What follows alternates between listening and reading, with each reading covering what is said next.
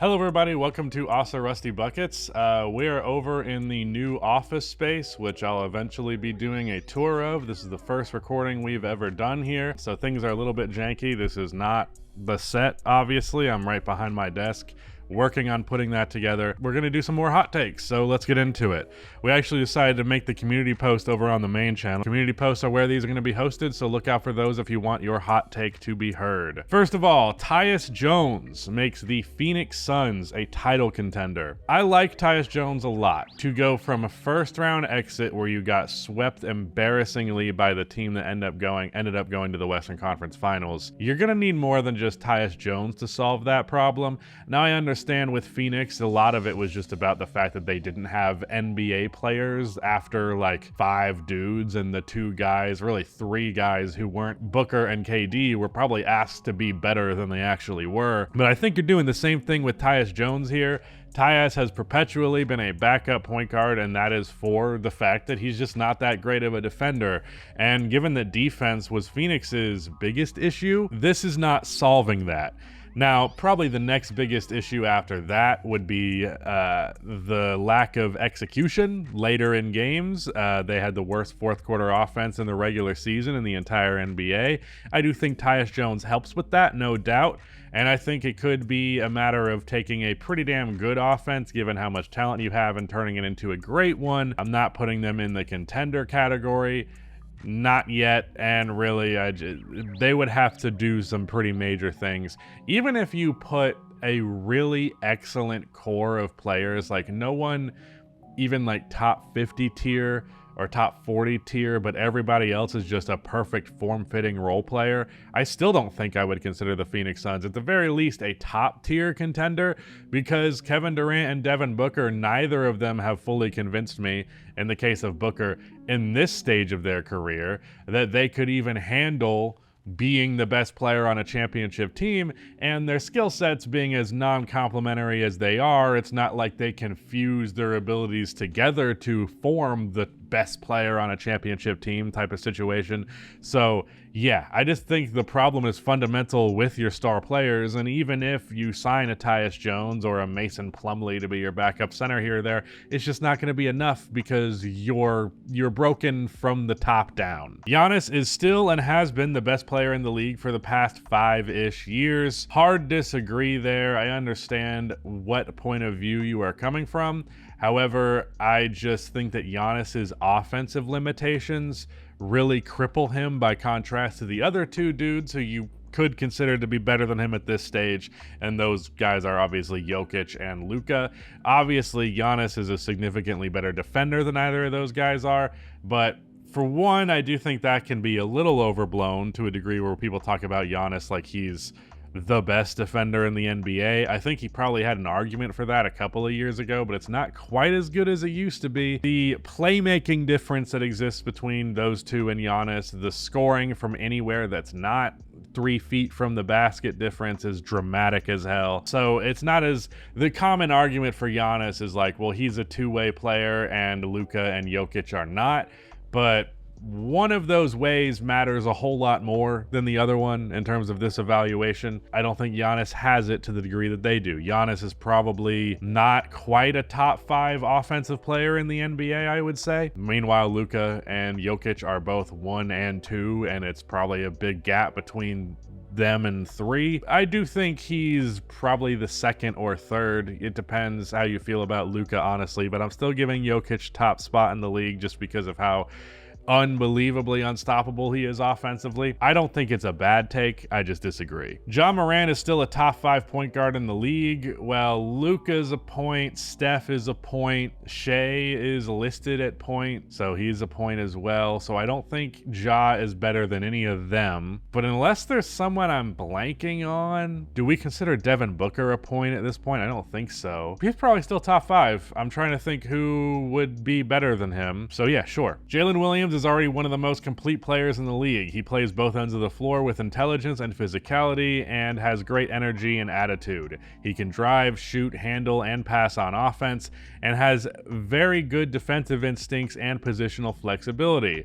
Obviously, he's better at some of these things than others, but I think it's hard to pick on any part of his game as being a true weakness. It didn't all come together fully in the playoffs last Thunder run, but I believe that will come with more playoff experience. Yeah, I mostly agree that the guy doesn't necessarily have a definable significant weakness. There's a difference between not having a weakness and then being really good at multiple things. I think J-Dub's a fine playmaker and a fine defender, and then he's a really good off-ball guy and a pretty damn solid lead initiator. The guy's really good at being the lead initiator when SGA is off of the floor. Yeah, is he one of the more complete players? I agree. He's still very far from being like in the top echelon of that category. Jerry West should be in the top 10 players conversation. He scored more points in the finals than any other player ever will without the three-point line. Is one of the best defensive guards of all time, as well as many other accolades. Personally, the only reason that Wilt Chamberlain and Bill Russell are regularly put in top 10 all-time lists is because in the case of Wilt, he put up unbelievable stats, and in the case of Russell, he put up unbelievable championships. Jerry West doesn't have either of those things. Now, he had a 38 point per game finals in 1969. I believe his career average in the finals is over 30. Obviously, the guy is an all-time great player, and you'd be hard-pressed not to find him in most people's top 30s or at least top 50s, but Jerry is from an era that people just don't respect as much. Yeah, he was great at defending guards at that time. How well would Jerry West defend Stephen Curry? I don't think very well. I just can't quite give it to him. I just can't put him in the top 10 because he has one championship after losing 8, and he doesn't have crazy all-time numbers. I believe he has around 25,000-ish career points, which puts him up there with pretty high up there on the list of all-time scorers, but it's not like mind-bendingly high amount of scoring. He just doesn't really have, you have to really have a thing that gets you there if you're not from a more previous generation, and Jerry West doesn't really have that thing. Sorry, he just doesn't. Defensive guards are actually underrated in the league. Screen navigation and point of attack defense is why a lot of slower bigs look so good. Brook Lopez was the same player this year as last year. Yeah, I do agree with that. For the most part, because the main example I would think of is Nikola Vucevic in Chicago. People like to criticize the Bulls, and ironically, a lot of the criticism was people just not knowing what the fuck they were talking about and saying that the offense was cool, but what about the defense? It was pretty much the exact opposite, especially after Lonzo Ball went down, where the defense was still very good, even without Lonzo Ball. The offense just started to really, really suck because their brand of defense changed. They were creating less turnovers, but they were still a very, very good defense. A top 10 defense in the league with Nikola Vucevic at the 5 spot. That's not an easy thing to do, especially with like Zach and DeMar also on the floor, but Alex Caruso was out there always defending the initial matchup and preventing them from getting easy drives to the rim. And from there, all Nikola Vucevic had to do was be a big enough body to be in the way, and that's a similar thing that Brook Lopez's role was. He is a huge dude who is good at getting in the way, and if you funnel your guard right into that big-ass body, well, good things aren't necessarily going to come of it. The Knicks should have prioritized re-signing Hartenstein over Anunoby. After the Mikal Bridges trade, I could see that argument just because you obviously have a shitload of wing depth, but I also feel like that wing depth is really important, and as long as you have a big body at the center position who's not a complete novice on offense, which sometimes Mitchell Robinson can be that exact novice. I think he does a fine enough job. Obviously, I think Hartenstein was the better player. Between the power forward spot and really just your forwards in general, the fact that you have multiple all defensive tier forwards who are all capable of creating as well, all capable of hitting their open threes, I just think that versatility and the value of that is more high than just a center who's a little bit better or even a decent bit better than the one you're going to have as the alternative. So I think it was the right move. I don't disagree that there's an argument for it, though. If someone can convince Russell Westbrook to shoot no more three-point shots a game and defend his ass off, he can be Bruce Brown-esque for the Nuggets.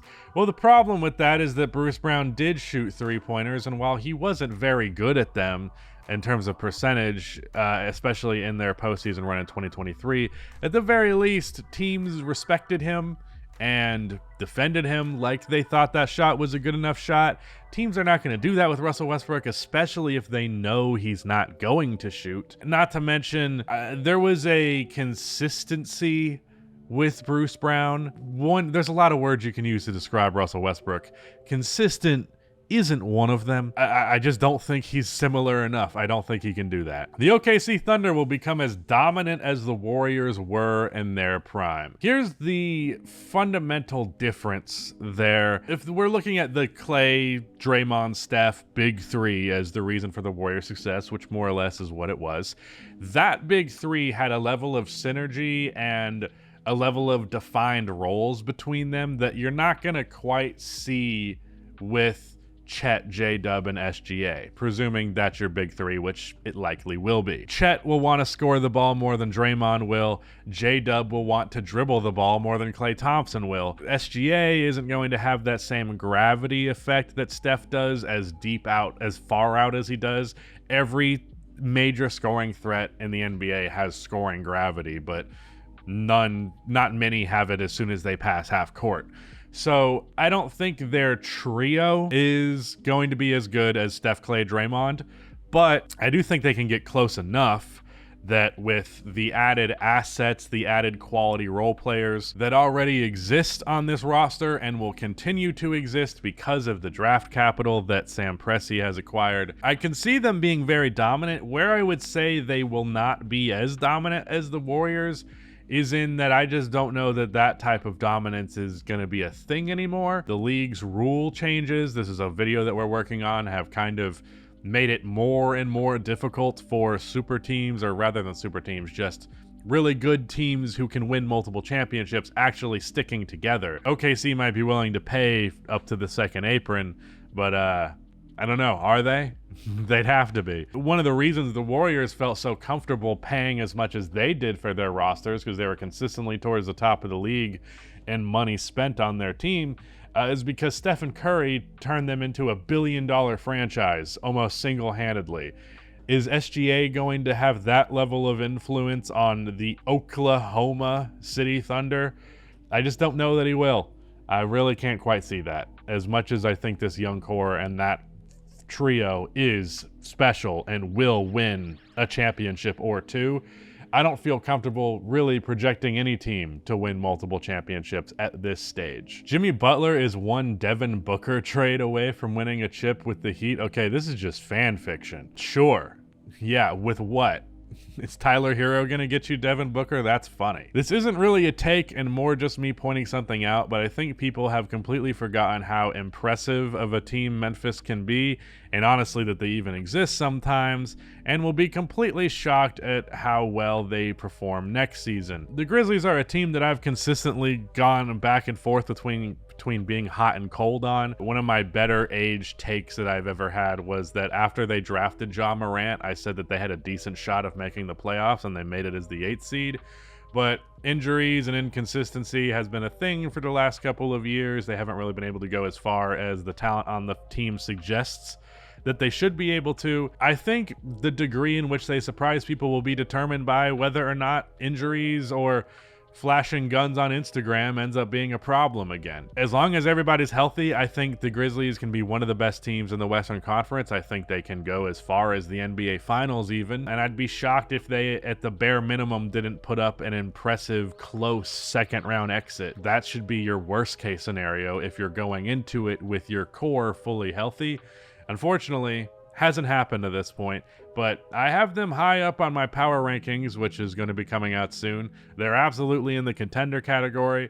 I also think that Zach Edey is going to be the right piece to really pull together that entire lineup. So yeah, I agree. They are forgotten about, I think, for pretty reasonable reasons. Reasonable reasons? Is that a weird thing to say? Whatever. Grizzlies good. Jayson Tatum is the 4th best player in the NBA, only behind Jokic, Luka, and Giannis. Not a Sixers fan or a Tatum fan. SGA and Steph I still consider better. I don't know if there's anybody after that. I'm probably still going to give them the edge there. Oh, and Joel Embiid. Yeah, Joel Embiid I also would consider better. Sorry. FIBA rules are better than the NBA rules, as the Olympics demonstrate. I think FIBA, in the case of that, it happens every time. I think that's a grass is greener on the other side type of situation. There are things about it that are good. There are things about it that are bad. One thing that I have forever disagreed with a lot of people who bring this point up on is that no, FIBA goaltending rules shouldn't be in the NBA. Fuck FIBA goaltending rules. I do not like them at all. It's fine for them to exist in that version of the game, but I would be pissed if they added that to regular NBA basketball. Because fuck you. That's what a shot is. That's what it is. Maybe if I had FIBA rules at the start, I would feel differently, but that's my definition of goaltending, and it's not going to change. I'm always going to think that person got screwed over, because that's just... It's like changing traveling to me. It's like, yeah, you can't do that. I think Adam Silver is the best commissioner we have ever had and should feel blessed. I don't think so, man. I think David Stern had a lot of problems. David Stern had a lot of weird, like, culture shit. Like, he had a huge problem with Allen Iverson even just having tattoos. All of that was weird. I don't think he should have vetoed the Chris Paul trade. But for the most part, dude took the momentum that Magic and Bird brought into the league, carried it over with the momentum that Michael Jordan brought into the league, and only elevated that further. Obviously had a lot of things working in his favor. Adam Silver came along pretty much right as LeBron was finishing up him being like the most relevant face in the league, or I guess most prominent in terms of successful teams.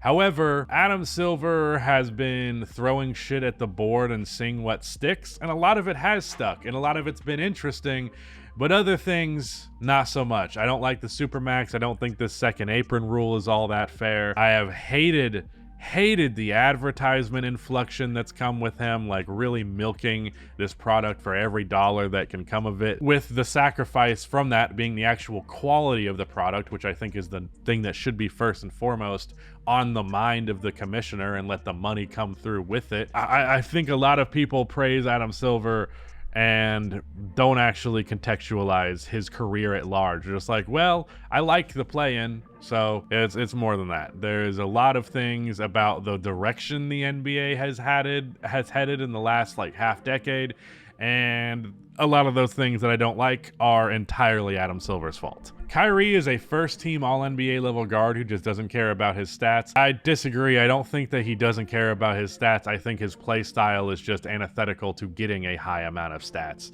Like, he doesn't get to the free throw line a ton, not a super high-volume playmaker, obviously not a super high-volume rebounder, and he's not a very good defender. So his number one thing that he's good at, which is scoring the ball, is not getting supplemented by a high volume of free throws like other all NBA guards are.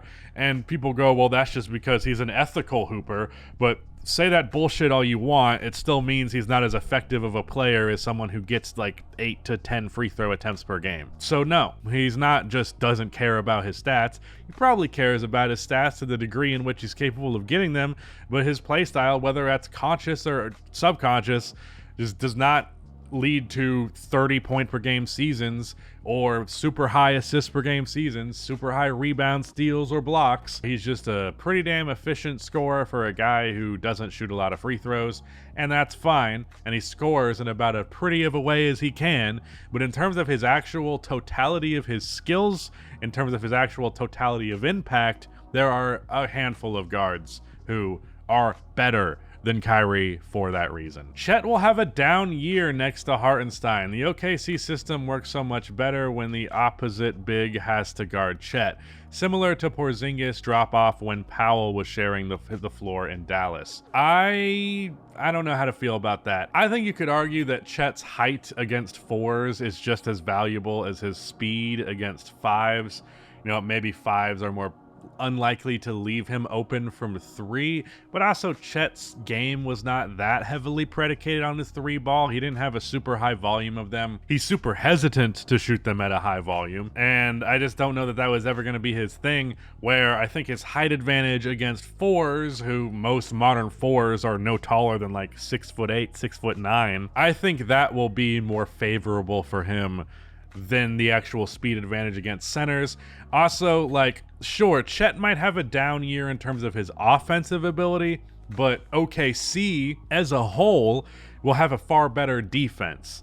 And I think that ultimately is what you should be happy about. I also think Chet's value as a defensive player increases when you're taking away his biggest weakness, which is post defense, and you're giving him the freedom to then be a help defender. Especially, dude, God forbid a team going against OKC has a 5 who can't shoot, and then like some sort of forward who you feel comfortable leaving open.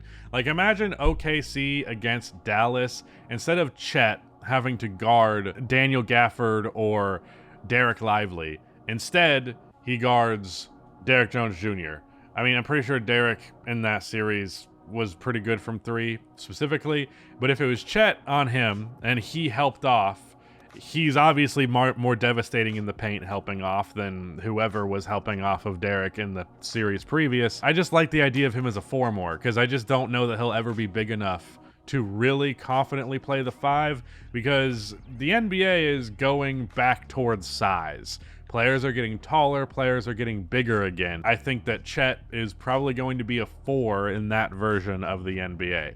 Not that he can't play center a lot, especially in certain lineups. And obviously, if the situation necessitates it, Hartenstein's getting paid a lot, but it's not like you can't put him on the bench to close the game and let Chet close out at center. I really think this was more about options and more about cleaning up that weakness. Is it a lot of money to spend on that weakness? Potentially, but I don't think it's going to hurt him personally. Rightly or wrongly, history will ultimately regard LeBron as a top 5 or below player due to super teams, failures with top supporting cast, and poor championship winning ratio. Are you out of your fucking mind? Like, we don't know all of these things already? Do you think history is just going to retroactively, like, pretend that that didn't happen? Especially with all the obnoxious LeBron fans out there who will defend his legacy tooth and nail. Maybe he won't be considered top 5 in 100 years when there's been more basketball players that can eclipse him. However, you can make that argument with Michael Jordan just as well.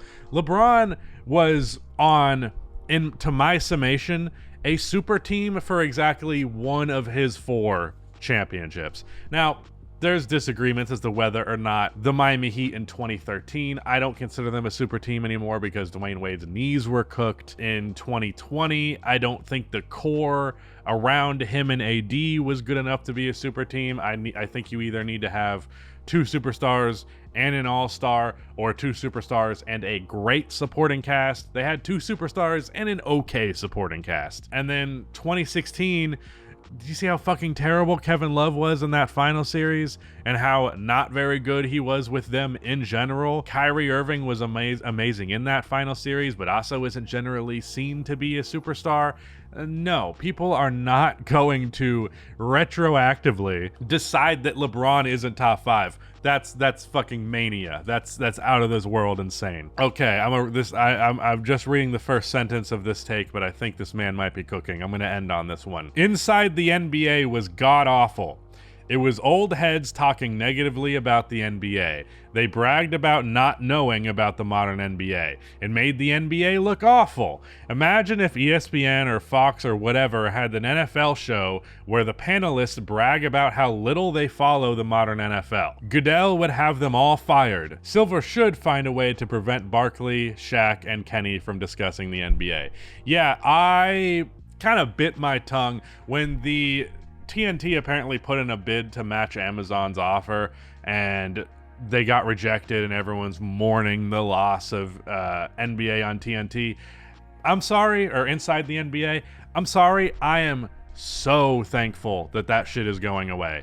I like the humor that these guys bring to the table. However, people like to use that as an excuse for them being bad at every other aspect of the job. Literally sleeping on the job, literally admitting to not watching the games that they are talking about live. Not fucking Shaq said when the Rui Hachimura to LA trade happened, he went, "Who is that?" Which, hey, I think it's okay enough to not know quite who Rui Hachimura was, because at that point he was like the 4th best player on the most irrelevant possible Wizards team. However, he then proceeded to say, if you're not a top 10 player, I don't know who you are. You should be nowhere near a job discussing basketball if you don't know any players beyond the top 10. Now, I'm sure he was exaggerating to a degree. Who he play for segment, and like some of them it makes sense not to get, but like you would see Chuck miss like a role player who's been on a contending team for like 5 years and he wouldn't recognize them. Like that type of incompetence is unacceptable for that position as far as I'm concerned. And it's also pretty much unheard of in any other sports industry. Like, as you mentioned, Roger Goodell is not letting his analyst be a bunch of old players who shit on the product, say they don't watch it, and then make a bunch of fart jokes or about how big women in San Antonio are. Like, yeah, all that shit is humorous, but it benefits your product greatly if after you watch the game and it cuts to these guys, they're not going, man, look at that load of shit that we just fucking watched. Wasn't that awful, and wasn't it way better back when I played? Anyways, Charles, I have more rings than you. That shit gets exhausting after a point for me, and I am so glad that I only have to deal with it for 1 more year. I truly think they are a detriment to the sport, and it's for better that we're moving on to something else. Now, what Amazon has to offer, who they put in those positions, might not actually be good either. I don't necessarily trust the biggest corporation in the world to put quality over profit. However, I am praying that the change of direction that they choose to go with will hopefully be something a little bit more fucking tolerable than a bunch of 60-year-old men bitching about the fact that they aren't 20 anymore. That's it. Shout out to Nick for editing this video, and goodbye.